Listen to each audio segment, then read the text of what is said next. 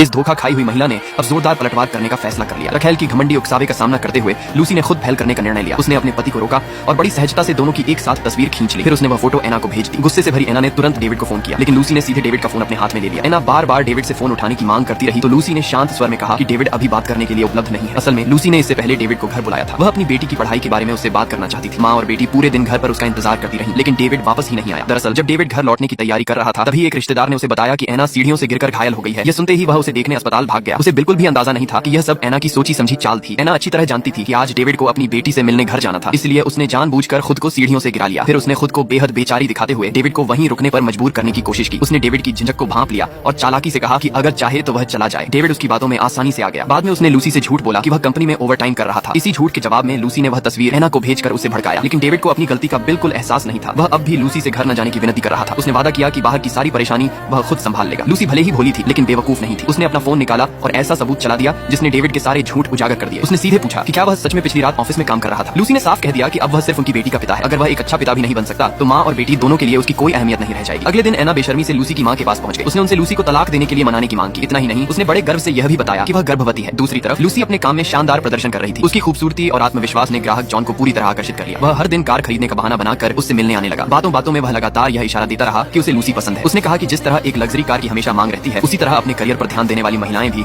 बेहद आकर्षक होती हैं। कंपनी में डेविड के कानों तक भी जॉन की बातें पहुंच गई। उसे पता चला कि बॉस अक्सर महंगी कारें खरीदता है और बार बार यह पूछता रहता है कि अच्छी कुकिंग करने वाली महिला को कैसे इंप्रेस किया जाए। ये सब सुनकर डेविड खुद पर काबू नहीं रख सका और तुरंत लूसी के कार्यस्थल पहुंच गया। उसने लूसी को जॉन से सावधान रहने की चेतावनी दी और कसम खाई कि वह किसी भी कीमत पर उसे वापस हासिल करेगा। उसी शाम डेविड अपनी रखेल एना के घर लौटा। उसने तय कर लिया था कि अब वह हमेशा के लिए एना से रिश्ता खत्म कर देगा। मेज पर रखे पैसों और एना द्वारा तैयार किए गए खाने को देखकर भी उसका बिल्कुल मन नहीं हुआ। उसने बहाना बनाया कि पूरे दिन काम करके वह बहुत थक गया है और पहले नहाकर आराम करना चाहता है। एना ने गुस्से में पूछा कि आखिर वह पूरे दिन किस काम में इतना व्यस्त था। उसे शक था कि डेविड चुपके से अपनी पत्नी से मिलने गया था। डेविड ने बात टालते हुए कहा कि इस बारे में बाद में बात करेंगे। एना शिकायत करने लगी कि उसने बहुत इंतजार किया है। डेविड उससे बेवजह झगड़ा न करने की विनती करने लगा, लेकिन एना उसे इतनी आसानी से छोड़ने वाली नहीं थी। जैसे ही डेविड नहाकर बाहर आया, उसने एना को यह कहते सुना कि वह गर्भवती है। यह सुनकर डेविड के होश उड़ गए। अगले दिन डेविड और लूसी ने स्कूल में मिलने का तय किया था। वे अपनी बेटी के साथ पेरेंट चाइल्ड एक्टिविटी में शामिल होने वाले थे, लेकिन एना किसी भी कीमत पर लूसी की यह खुशी पूरी नहीं होने देना चाहती थी। जैसे ही डेविड स्कूल जाने की तैयारी करने लगा, उसे एना का एक धमकी भरा संदेश मिला। दूसरी तरफ लूसी को अपनी माँ से पता चला कि एना गर्भवती है। यह खबर सुनकर उसने पूरी तरह हार मान ली। अगले दिन लूसी सीधे डेविड के पास पहुंची और उसे तलाक के उन कागजों को थमा दिया जिन पर वह पहले ही अपने हस्ताक्षर कर चुकी थी और डेविड का आखिरकार तलाक हो गया। इसके बाद लूसी ने अपना पूरा ध्यान अपने काम और लाइव स्ट्रीमिंग पर लगाया। वह ऑनलाइन स्वादिष्ट रेसिपी शेयर करती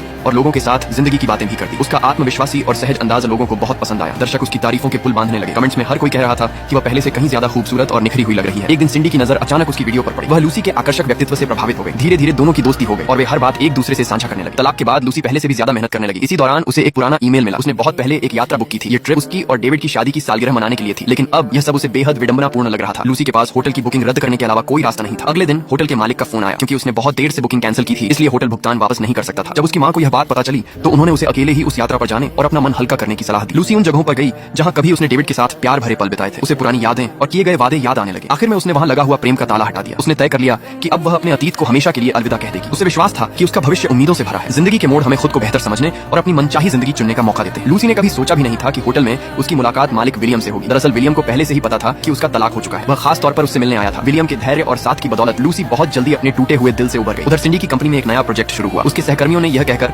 लूसी को नजरअंदाज कर दिया कि वह कोई मशहूर इन्फ्लुएंसर नहीं है, लेकिन सिंडी की सोच अलग थी। उसका मानना था कि ज्यादातर स्ट्रीमर सिर्फ लोगों का ध्यान खींचने के पीछे भागते हैं, जबकि लूसी के अंदर सच्ची गर्मजोशी और अपनापन था। इसलिए सिंडी ने खुद उससे संपर्क किया और उसे नए शो की होस्ट बनने का प्रस्ताव दिया। महिलाओं के पास हमेशा अपना करियर होना चाहिए। उन्हें खुद को सिर्फ एक गृहिणी तक सीमित नहीं रखना चाहिए। जो महिलाएं मेहनत करती हैं वही सबसे ज्यादा चमकती हैं। इसी दौरान जॉन नाम का एक ग्राहक लूसी में दिलचस्पी लेने लगा। उसने खास तौर पर उसी से कार खरीदने का फैसला किया। इतना ही नहीं, उसने नए ग्राहकों से भी उसका परिचय कराया। लूसी उसका धन्यवाद करना चाहती थी, इसलिए उसने जॉन को डिनर पर आमंत्रित करने का फैसला किया। ऊपर वाली मंजिल में रहने वाले मकान मालिक विलियम ने यह सब देख लिया। जब उसे पता चला कि लूसी एक पुरुष ग्राहक को डिनर पर ले जा रही है तो उसके मन में जबरदस्त जलन होने लगी। उसने तुरंत लूसी का नंबर मिलाया, लेकिन फोन पर उसने ऐसा दिखाया जैसे उसे कोई फर्क ही नहीं पड़ता।